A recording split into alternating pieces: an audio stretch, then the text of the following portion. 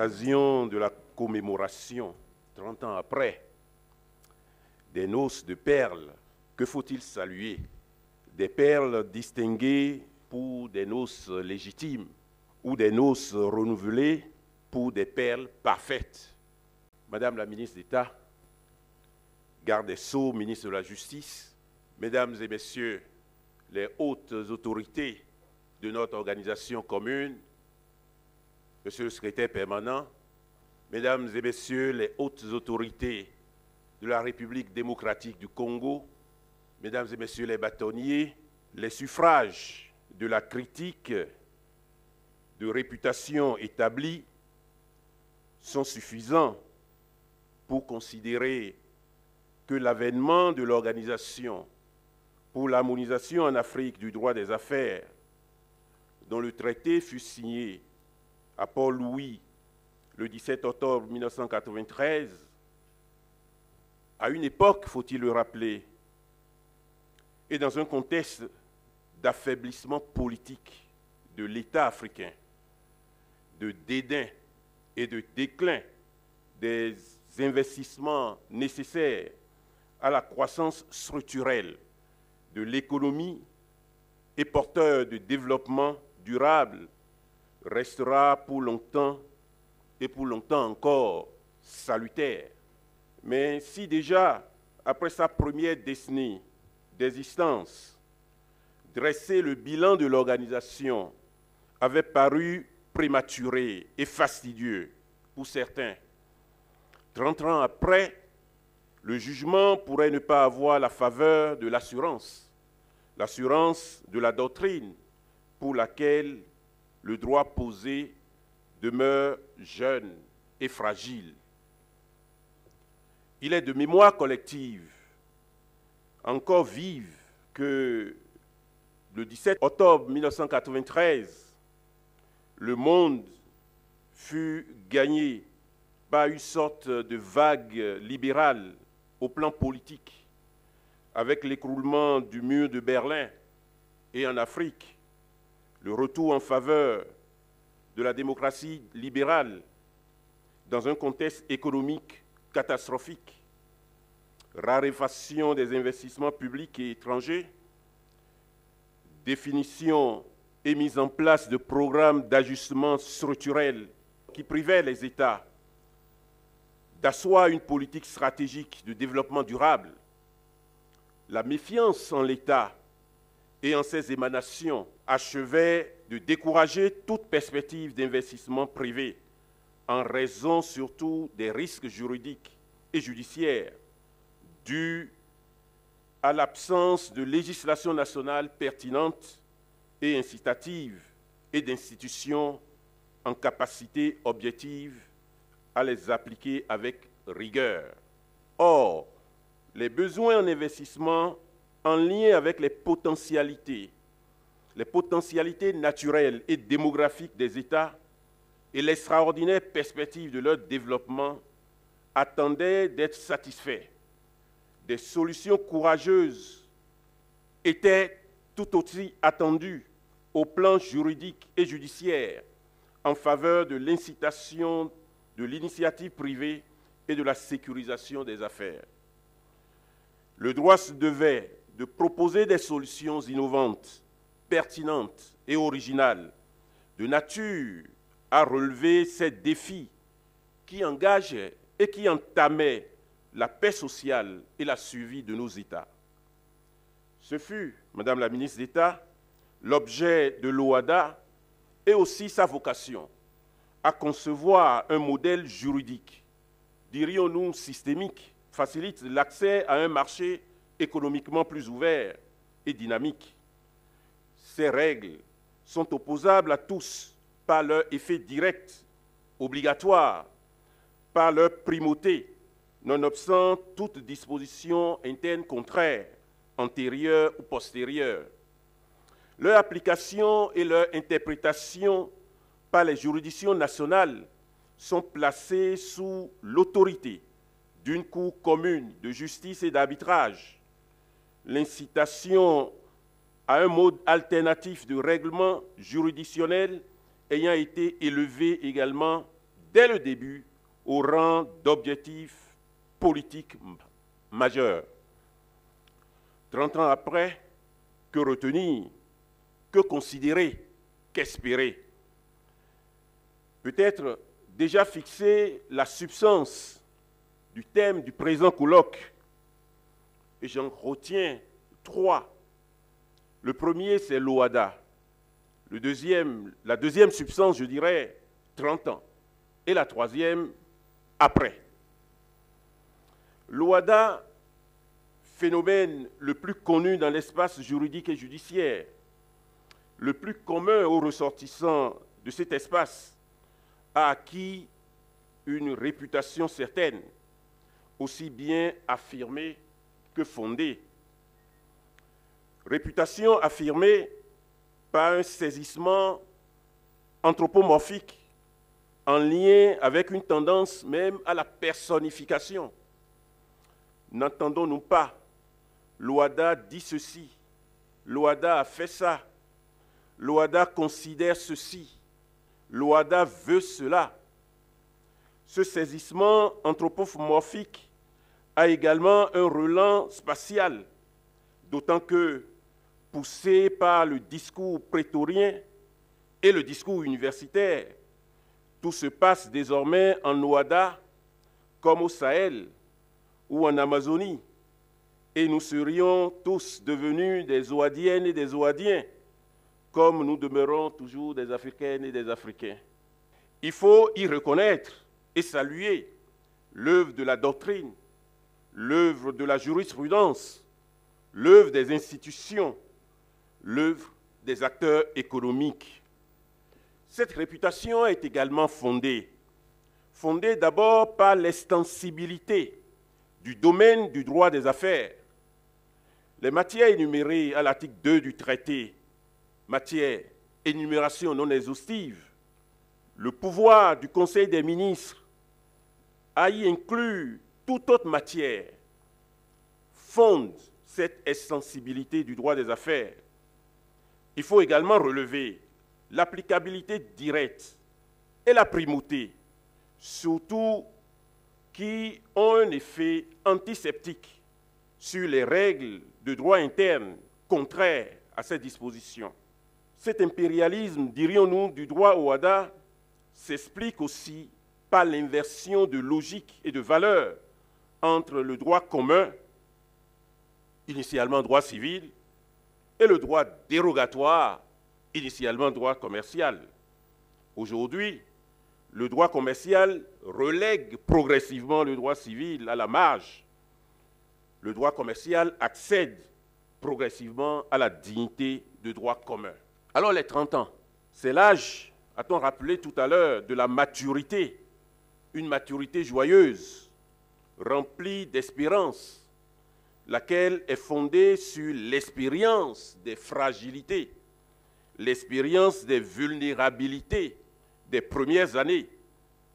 Le chiffre 30, chacun le sait, multiple de 3, donne le ton à l'optimisme et à la perfectibilité. Alors, et après? Heureusement, ce n'est pas un point, c'est 2 points. Le point, s'il avait été mis en apposition à cette préposition de temps, aurait pu être considéré comme une invitation à la contemplation d'une œuvre aboutie. Or, après, avec les 2 points, nous invite comme une sorte d'interpellation, donc une interrogation implicite sur la qualité de l'œuvre et son devenir. À la lumière de l'esprit du droit OHADA, nous convenons que des perles peuvent être dédiées aux noces, noces considérées comme une réalité en vue d'en sanctionner le bilan.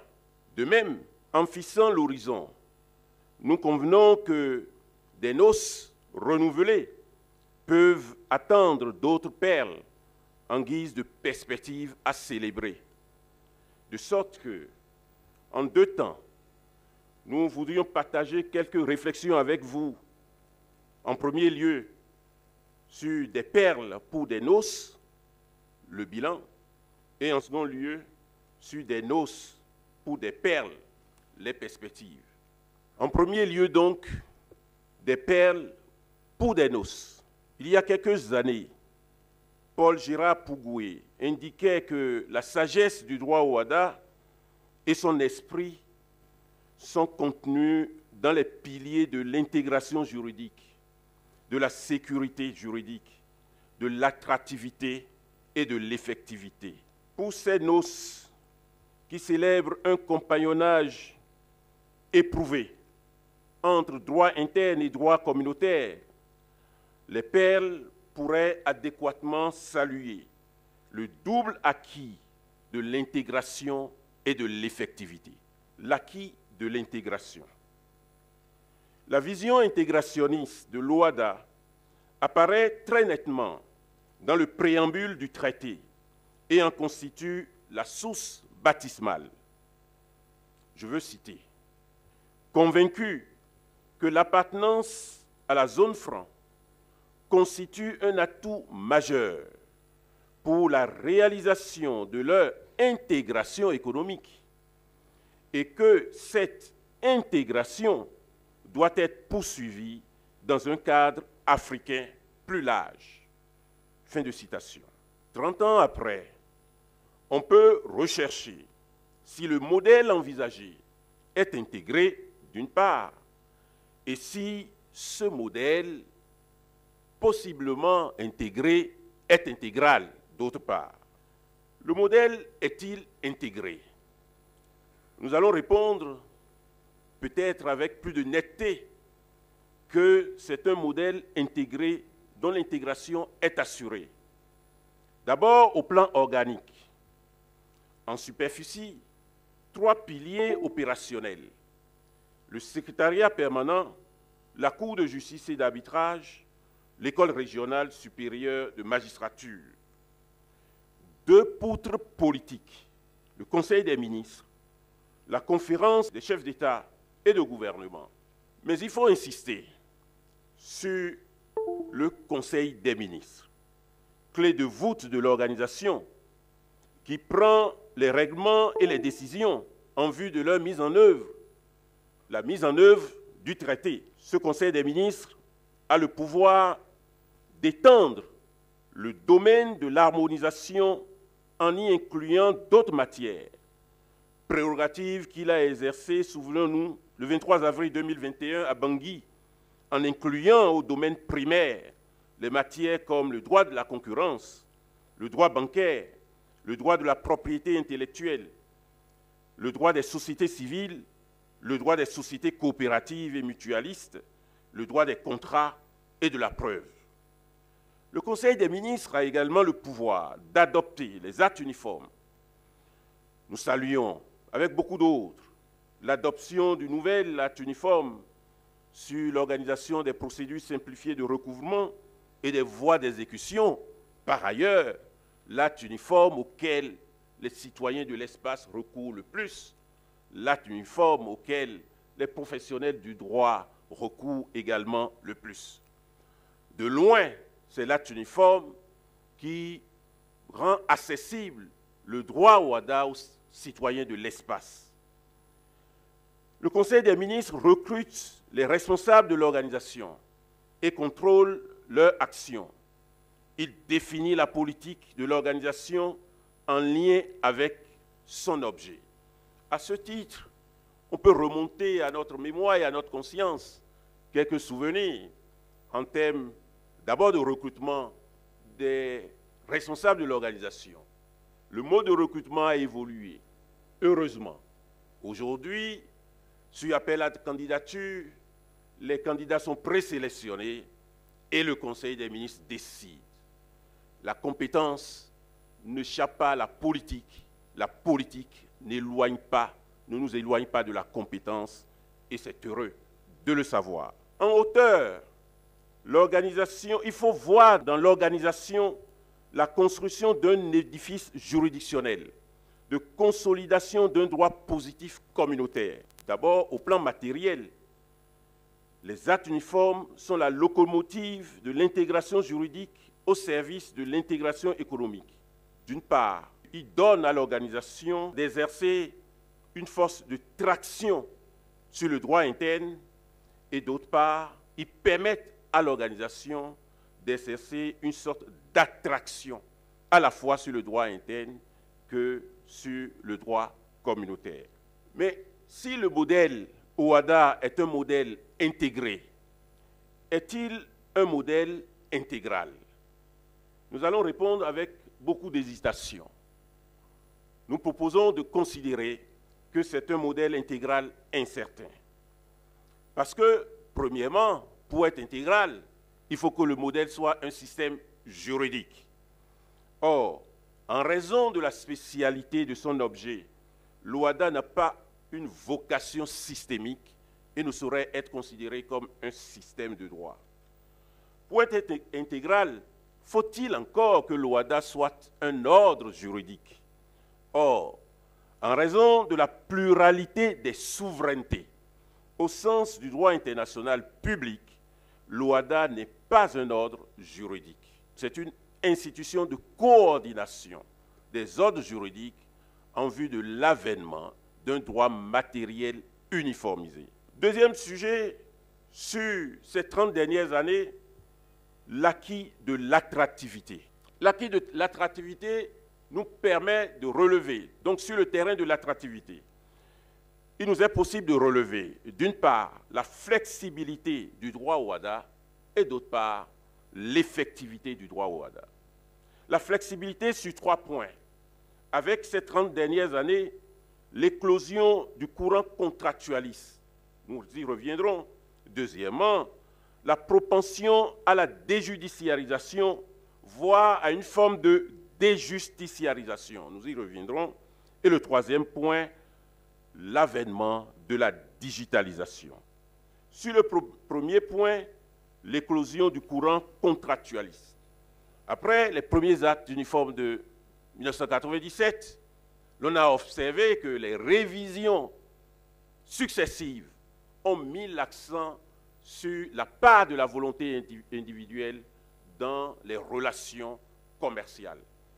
Tel a été le cas de l'acte uniforme sur les sûretés, tel a été le cas de l'acte uniforme sur les procédures collectives de recours, les procédures collectives d'appurement du passif, tel fut le cas de l'acte uniforme sur le droit commercial général, le cas de l'acte uniforme sur le droit des sociétés commerciales et du groupement d'intérêt économique.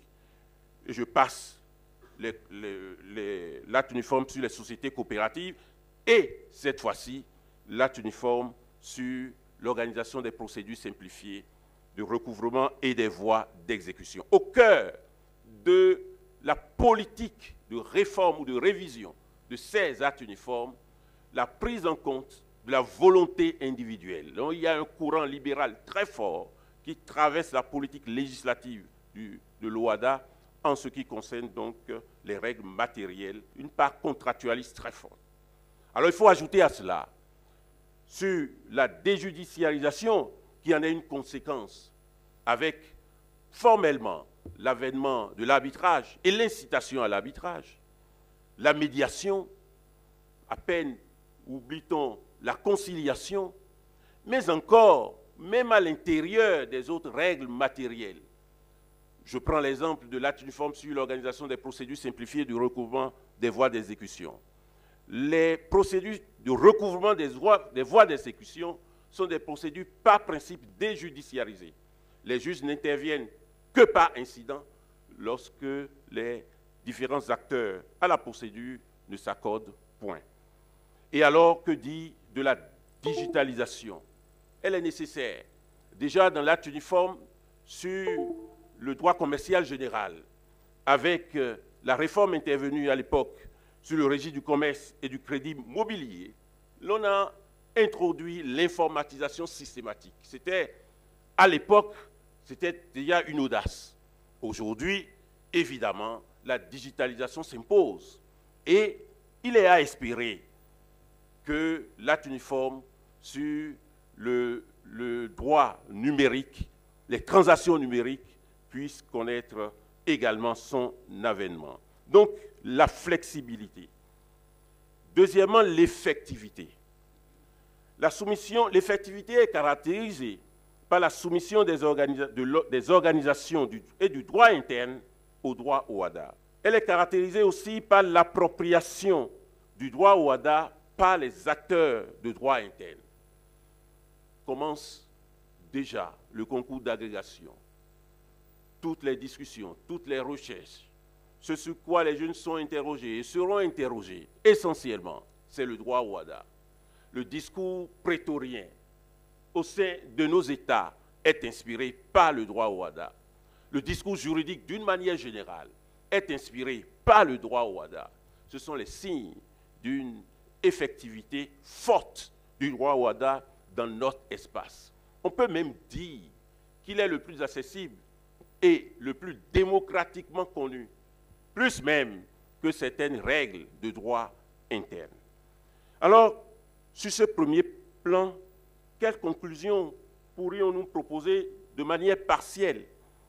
Depuis 30 ans, le droit OHADA édifie le chantier d'un espace juridique unique, national, tout en étant régional, africain, tout en étant ouvert, intégré sans être intégral, uniformisé autant qu'harmonisé. Les perles sont donc dues pour des noces bien assumées. Cela suffit-il pour espérer que l'horizon présage des noces renouvelées pour des perles encore plus heureuses? En second lieu donc, des noces pour des perles.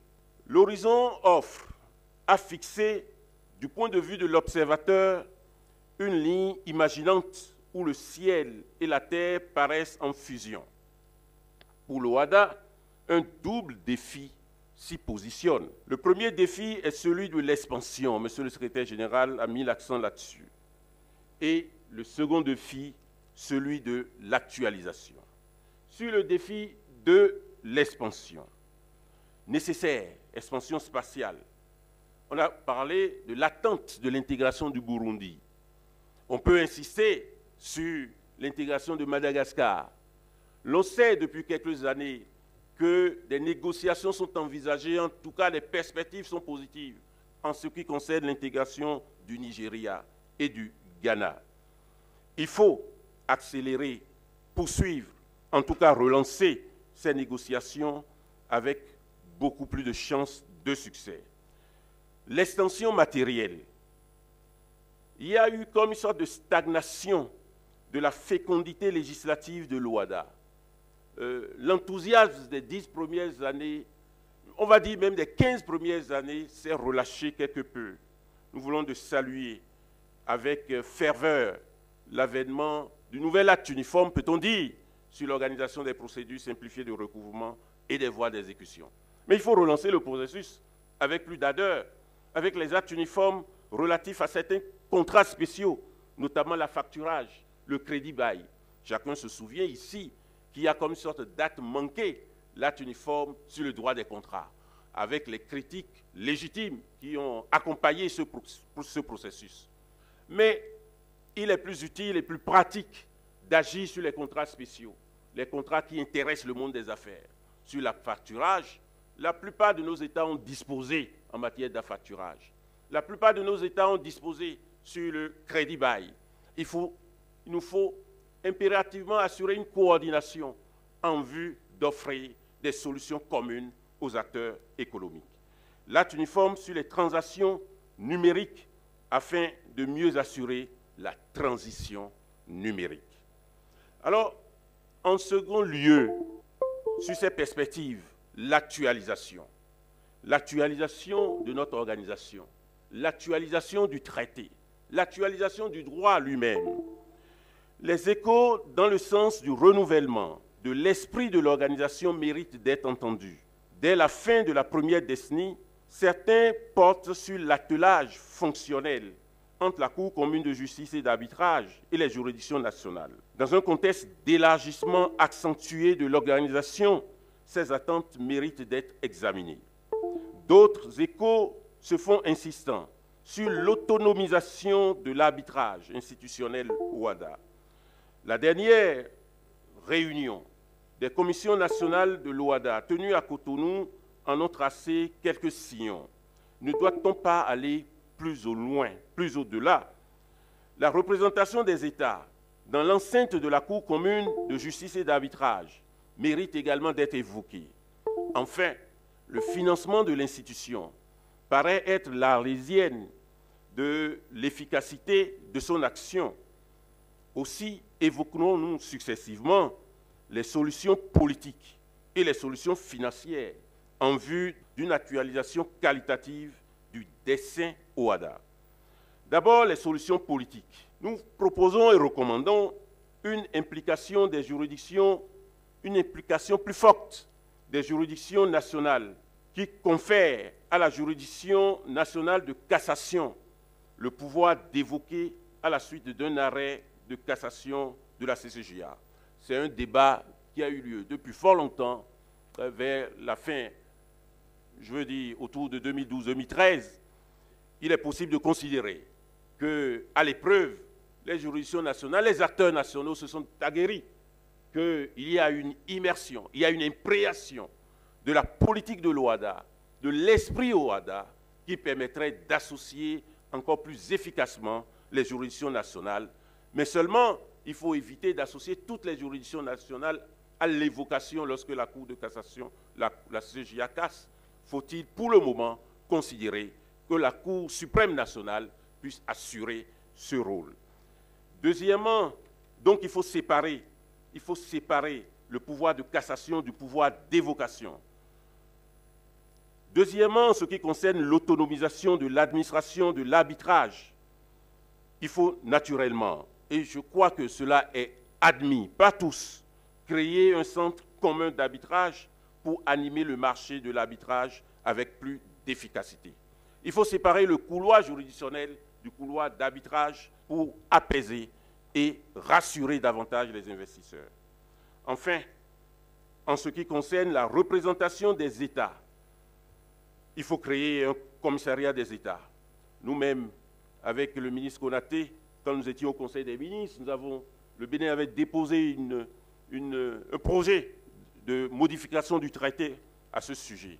C'est un débat qui date de la réunion de Yamoussoukro, au cours de laquelle le Conseil des ministres a souhaité qu'il faut un regard des États au sein de l'espace juridictionnel de la Cour commune de justice et d'arbitrage.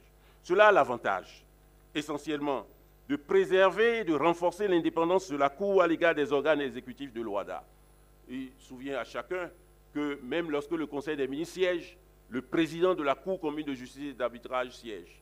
Or, nous sommes en présence d'une juridiction qui doit avoir les attributs complets de l'indépendance et de l'impartialité. Cela permet de faire veiller par les commissaires, dans leurs conclusions, de veiller à l'appréciation et à l'interprétation pertinente des dispositions d'ordre interne, surtout en cas de pourvoi relatif à une affaire mixte. Il arrive, et bien souvent, et bien fréquemment, que les pouvoirs exercés impliquent à la fois, naturellement, l'application des actes uniformes, donc du droit OHADA, mais également les dispositions nationales d'ordre interne. Il faut donc faire en sorte qu'il y ait un organe au sein de la Cour commune de justice et d'arbitrage pour appeler l'attention sur le sens éventuellement de l'interprétation de ces dispositions de droit interne. Alors, quelles sont les solutions techniques en vue de l'actualisation du financement de l'OHADA? L'expérience montre que les solutions actuelles sont insuffisantes. La pérennisation de notre organisation a pour condition son financement puissant. Il faut réfléchir et envisager, pourquoi pas, un prélèvement à la source, rendre prévisible le financement de l'organisation et surtout envisager des dispositions particulières, spécifiques à la Cour commune de justice et d'arbitrage. Il faut éviter que le pouvoir juridictionnel au sein de l'organisation dépend de la bienveillance du pouvoir administratif et du pouvoir exécutif au sein de l'organisation. Je vais conclure. Nous n'avons pas la prétention de faire un bilan exhaustif et de dégager toutes les perspectives. Il est certain que l'OHADA est une chance pour l'Afrique. Il est certain que l'OADA est une solution pour l'Afrique. Faisons en sorte que cela demeure ainsi, parce que, et pour le faire, il faut que l'OADA puisse être renouvelée dans son esprit, dans son fonctionnement, dans son organisation, pour se renforcer. Je vous remercie.